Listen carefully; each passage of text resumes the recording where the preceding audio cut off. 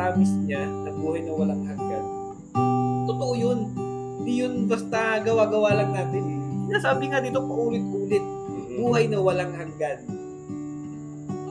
At yung buhay na walang hanggan na yun, sino yung kasama natin siya? Si Jesus Christ.